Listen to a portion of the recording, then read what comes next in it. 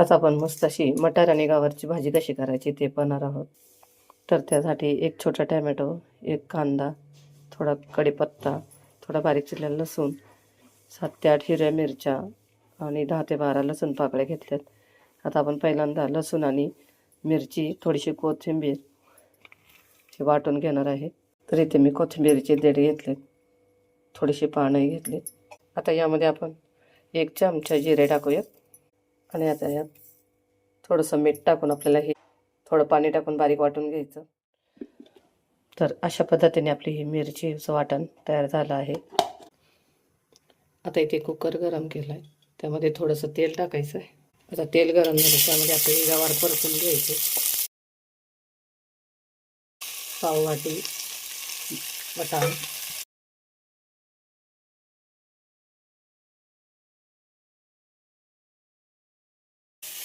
आता यामध्ये थोडंसं मीठ टाकायचं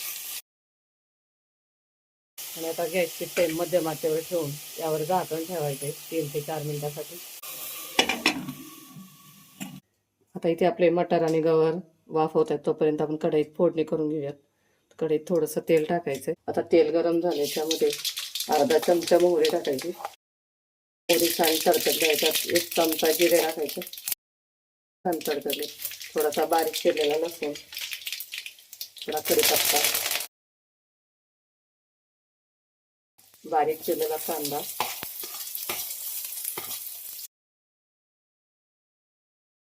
आता 1 मिनिटभर कांदा असा परतून झाला की त्यामध्ये आपण हे तयार केलेलं वाटण टाकायचे. आता 3 ते 4 मिनिटं हे वाटण छान असं परतून घ्यायचं.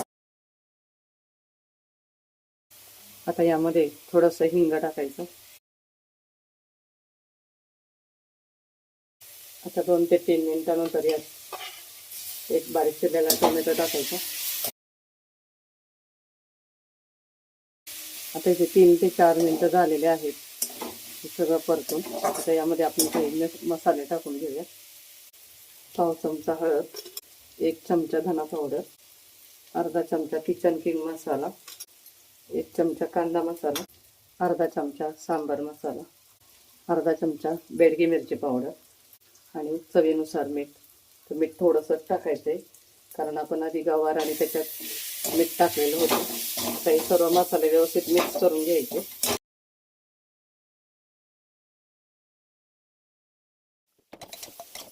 छान असं वाफवलेलं आहे.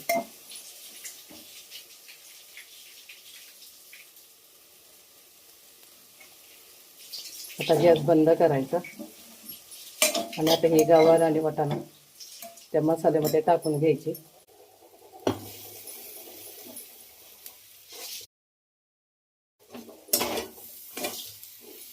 त्या मसाल्यामध्ये आपल्याला दोन्ही छान असं मिक्स करून परतून घ्यायचंय. आता यामध्ये थोडंसं पाणी टाकायचं.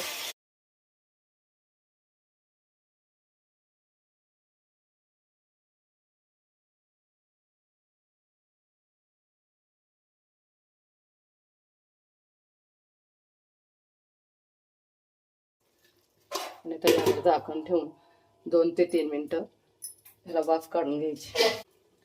तर इथे 5 मिनिटं झालेले आहेत. आता यामध्ये 2 ते 3 चमचे जाडसर शेंगदाण्याचा कूट टाकायचा. आता हे सर्व व्यवस्थित मिक्स करून घ्यायचं. मिक्स करून झाले की झाली आपली ते मस्त अशी वाटाणा गवारची भाजी तयार. मैत्रिणींनो, तुम्हाला ही रेसिपी कशी वाटली कमेंट करून नक्की सांगा आणि व्हिडिओला लाईक शेअर नक्कीच करा. चला तर मग पुन्हा भेटूया अशाच एका नवीन रेसिपीसोबत. धन्यवाद.